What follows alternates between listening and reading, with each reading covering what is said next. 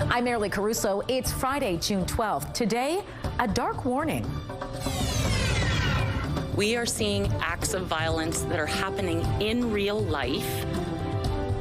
Why Winnipeg police are speaking out about online extremist groups targeting children and how wide-reaching the issue is. Also today, securing care. How safety officers are being added to some Manitoba hospitals. Plus, rolling up their sleeves. You know, we have some houses where they can't even get out of the house. They can't get their car out of the garage. How community members are pitching in the aftermath of violent storms.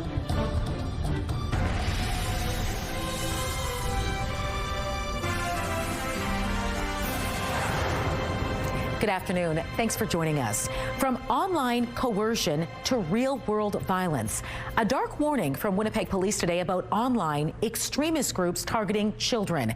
And a warning, some of the details in this story may be upsetting. CTV's John Hendricks is standing by live to explain. John, what are police saying about these groups and how they operate?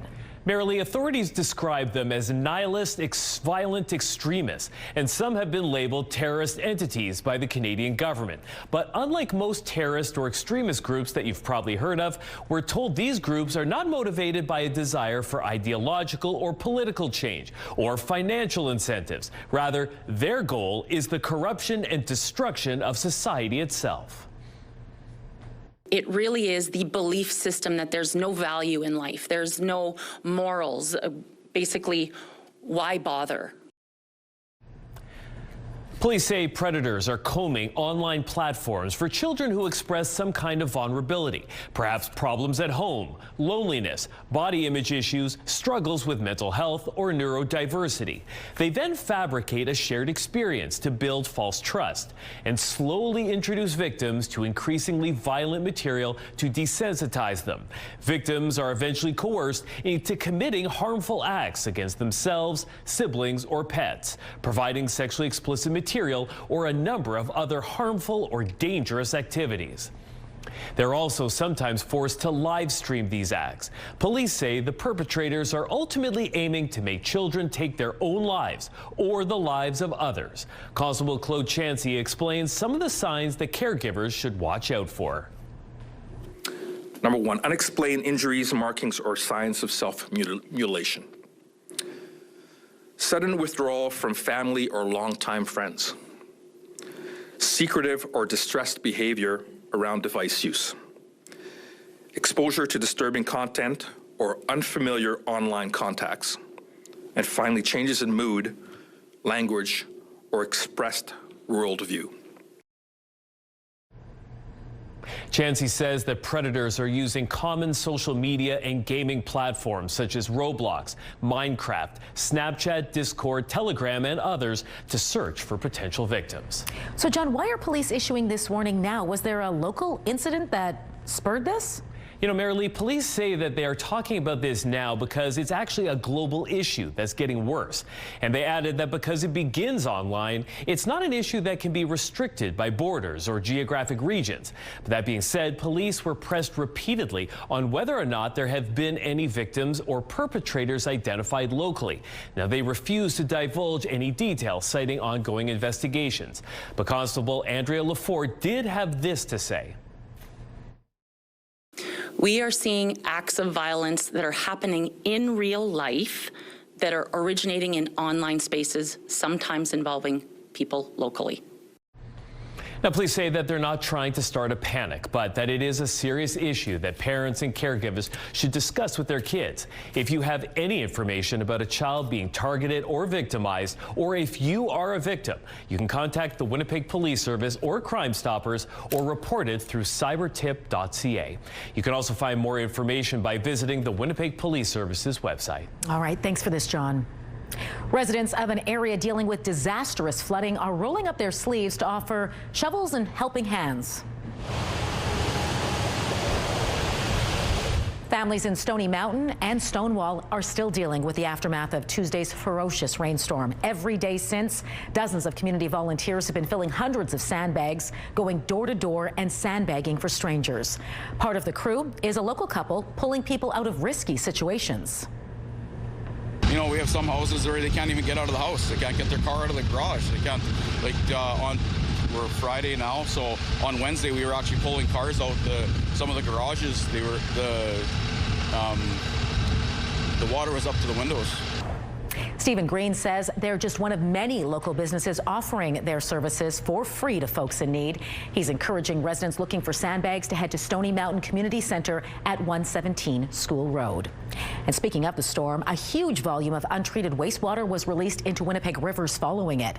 According to the city, 6.8 megaliters of wastewater spilled into Winnipeg rivers since Tuesday. That's enough to fill Pan Am Pool nearly 3 times. The largest and longest spill happened at the Woodhaven pumping station on Assiniboine Avenue. The city says it never got a power failure alarm, so for roughly 19 hours, 2.6 megaliters of raw sewage was dumped into the river. The city has reported the incident to the province. If you're in the town of Lorette, you need to be aware of the water. A boil water advisory has been issued there after a distribution pump failure Thursday. The RM of Taché says the pump failure resulted in a loss of water pressure, which, quote, can compromise the safety of the water supply. If you plan on drinking water, making ice, prepping food, or brushing your teeth, don't just turn on the tap. Water should be brought to a rolling boil for at least 1 minute before using. As for washing dishes, doing laundry, or bathing, no boiling is necessary, but young children or those unable to avoid swallowing water in the shower or bath should be sponge bathed instead. The advisory will be in effect until the pump failure has been fixed, and residents will be notified once it's lifted. All right, let's bring in Colleen Brady now and get a first look at your weekend Skywatch forecast. What are you tracking for us, Colleen? A soggy start to the weekend, Marilee. More showers, that's right, and cool conditions. If you've noticed, it's been more than unseasonably cool today, and windy too. Not much has changed as we head into the evening. Scattered showers all across the south. Still an unstable air mass over the province. We have winds that are coming at a good clip. I'll have more details on how long these showers will last into our weekend and when the sun will start to shine again and temperatures will start to warm up. But for now, let's take a look through the CTV Live Eye. It is brought to you by Bath Fitter, exclusive home of the PermaFit solution. In Winnipeg right now, it's cloudy at 16 degrees. It's windy too. Those winds from the west-northwest at 29 kilometers an hour, gusting to 50. The pressure is holding steady and the humidity is 61%. Out in traffic, a live look at the St. James Bridge. Light traffic volumes there. But less than an hour ago, the city announced that a portion of Main Street will be closing tonight. That's the section between Archibald to Panet Road, Dawson Street. That will close at 6 tonight in all directions for emergency repairs. It will be closed through Sunday. Local access will be maintained on either side of Dupuis Avenue throughout the closure. Getting the power back on. The latest update from Manitoba Hydro following the outages caused by this week's devastating storm. That's after the break.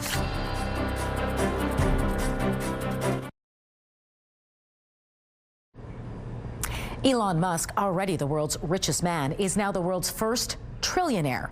BNN Bloomberg's Morella Fernandez has more. SpaceX shares started trading today on the NASDAQ and immediately shot up. The initial public offering price was $135 US, but these shares have been in high demand and the price shot up over 30% at one point. The company has raised $75 billion, which is a new record for an IPO. SpaceX builds rockets, satellites, and also has an AI division. Elon Musk controls more than 80% of the company. Here are the closing numbers for the day. The Canadian dollar is down to 71.52. West Texas Intermediate down to 84.88. Western Canadian Select is down to 73.72. And the TSX gained 266 points today. Those are your business headlines. I'm Morella Fernandez. A Winnipeg man found guilty in the 2024 killing of a local restaurateur in a deadly parking lot brawl has been handed a 7-year sentence. 40-year-old Curtis Delbozic was found guilty in February of manslaughter and uttering threats in connection to the death of Kyriakis Voyajakis, the 51-year-old owner of the Cork and Flame restaurant. The pair came to blows in the early evening of January 24, 2024. Referencing video footage presented at court, the judge said it became clear during the attack Voyajakis could no longer fight back, having lost consciousness, but Delbozic continued to assault him. She also said the number of strikes to Voyajakis' head made life-threatening injury objectively foreseeable. She noted Dale Bozic expressed remorse and offered condolences to Voyajakis' family, suggesting some prospect of rehabilitation. With time served, his remaining sentence amounts to about 3.5 more years. Manitoba Hydro has nearly finished restoring power to all customers affected by those powerful storms that kicked off Tuesday. The Crown Corporation says all but roughly 100 customers across southern Manitoba have had their power restored. Now, in some cases, crews are doing planned outages in order to safely repair, damage, and remove trees and branches. Early this morning, a tree branch caused a new outage in Winnipeg's Windsor Park, affecting about 330 customers. It was expected to be taken care of by this afternoon. The province is taking another step to make hospitals more secure. First Nations safety officers are being added at St. Anthony's General Hospital in the Pas, and more institutional safety officers are coming to Winnipeg hospitals. In a release, Health Minister Usoma Asagara says later this month, institutional safety officers will be deployed at Concordia Hospital. It isn't known how many officers will be there. However, Asagara says they'll be working 24 hours a day, 7 days a week.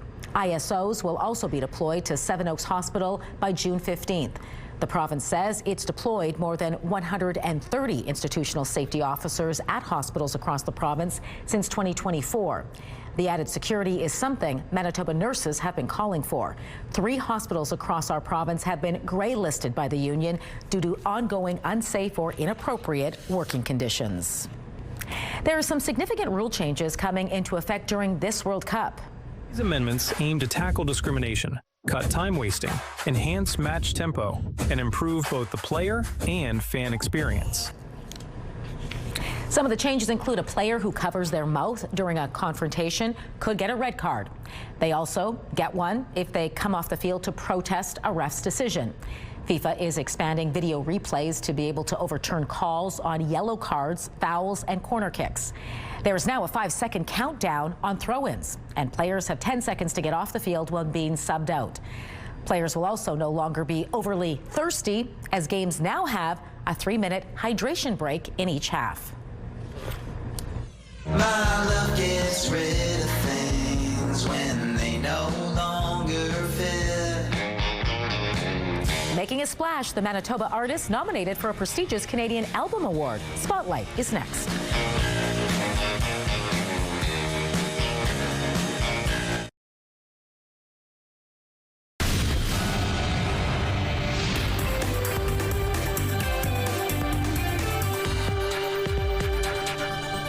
Colleen Brady is back now for Spotlight, and we begin today with news about the Polaris Music Prize long list. Yes, and 4 artists with Manitoba connections have made the cut.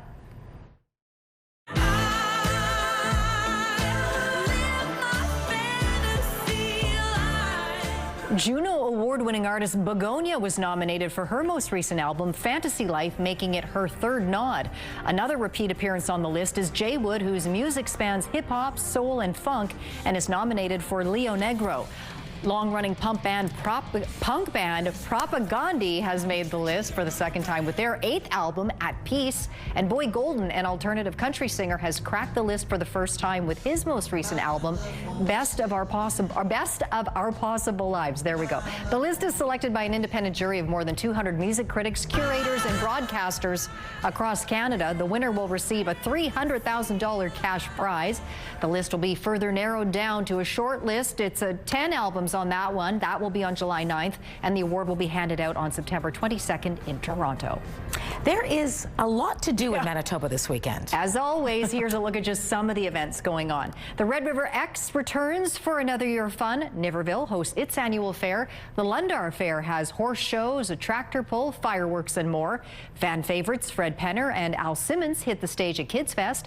The Manitoba Reptile Breeders Expo is on in West St. Paul. The Lieutenant Governor invites you to a levee on the lawn at Government House. Say hello, summer, at Winnipeg Beach Community Day. The St. Joseph Museum hosts the Montcalm Heritage Festival.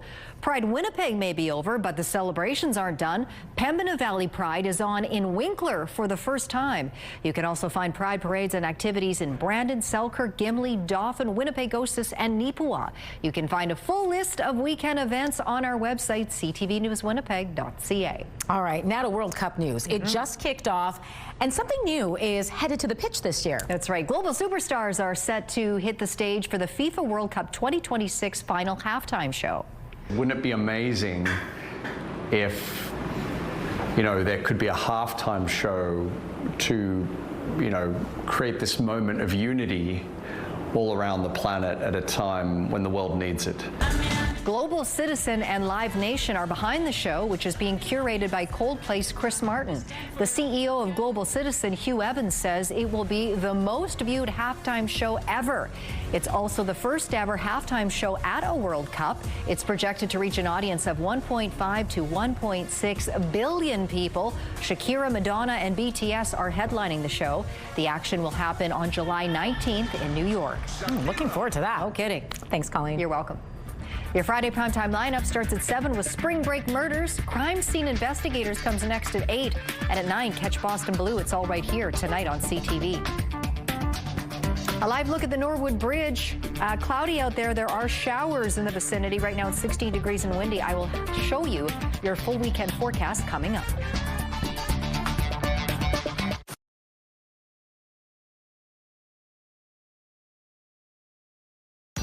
Women's clothing provided by RW & Company. Salon services provided by S&T Spa Salon.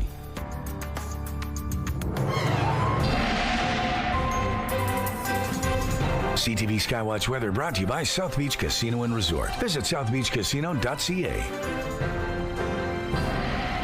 Colleen Brady back now with your Skywatch forecast and a chilly start to the weekend. After really a devastating week weather-wise here in southern Manitoba. But yeah, we get off to a chilly start now. But just wait, actually, I have some lovely weather photos to show you, which will hopefully turn things around a little bit. I know it's not much, but hopefully you'll like them. Right now, scattered showers across the south, still an unstable air mass over southern Manitoba. Meanwhile, a lot of it has to do with the fact that we had, of course, that weather system that came through earlier this week. Well, the low associated with it has gone up into the northeast and just stalled out. And it has brought all kinds of rain to northeastern Manitoba, but the rainfall warnings that had been in effect for those areas have ended, which suggests there isn't as much rain that has come down as a result there, so that's good. Meanwhile, we have more scattered rain showers and some pretty strong winds still coming. Winds keeping those temperatures or helping to keep those temperatures quite cool. We'll go down to single-digit lows overnight here in southern Manitoba.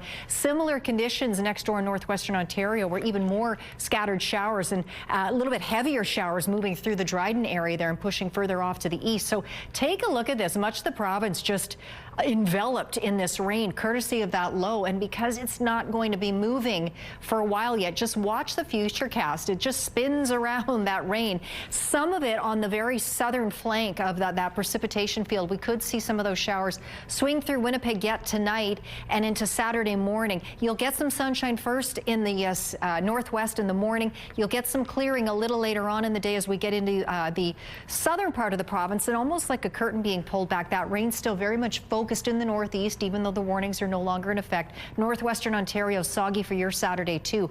Hopefully there'll be more scattered, those showers in the Winnipeg area, if they haven't just tapered off altogether in the afternoon. But we clear right out on the Manitoba side of the border anyway overnight into Sunday, when the sunshine will return for most areas. Still that rain hanging on with that low in the northeast though, but temperatures back here in the south and the sunshine will at least warm back up into the low 20s. Still a little below normal, but we'll take it.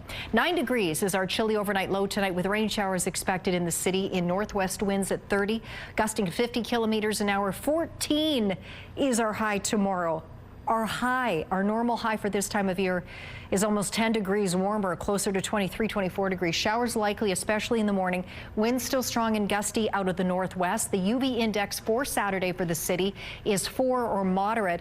And then I look at the long range forecast. It shows a warm up back into the low 20s for most of this forecast period. Sunny and warmer Sunday, up to 21 degrees. Ditto on Monday, 21 again on Tuesday. Both of those days, Monday, Tuesday, a mix of sun and cloud. A low chance of showers pops up for us on Wednesday. Again, otherwise, though, a mix of sun and cloud, up to 20 degrees. And guess what? Thursday is a mix of sun and cloud with a high of 19. So fairly consistent. How about temperatures and sky conditions?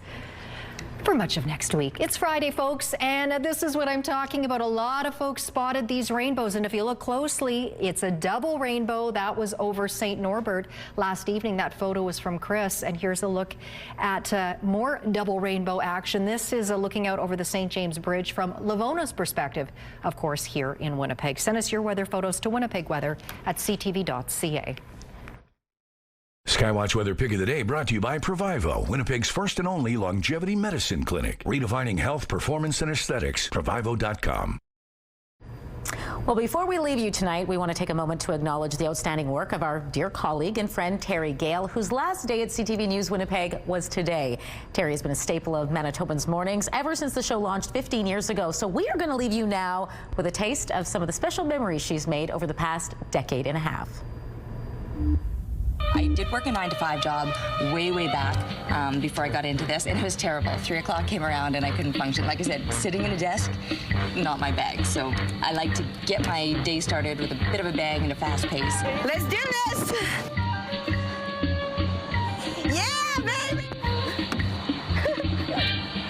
I found the shoe! And my flowers, my goodness, did they ever feel the heat? I just came out here. I got this one. It's almost safe.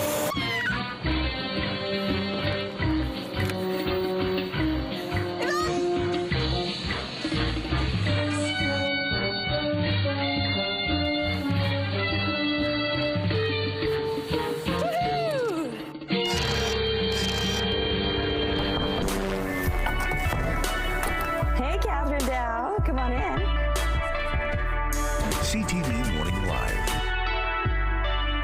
I stand on the rooftop every morning to do the weather. Not a bad start to the day. I'm not holding an umbrella. My hair looks like it's just falling nicely. Now we have a big announcement to make on the show. In fact, it's not my announcement to make, it's Terry's announcement to make. Thank you. Yes, after a lot of thought and a lot of emotion, I've made the decision to wrap up my time here at CTV. Terry, what's the weather looking like this Friday and heading into the weekend? Yo, I'm gonna tell you what you want to know. We got a chance of seeing a little snow, and it's coming down outside right now. And if I thought that I was going to ride out my last week on autopilot, my goodness, Mother Nature had other plans for me. I really thought that I was just going to like kick back and sit this one out. LTI and Chrissy showed up as me. I showed up to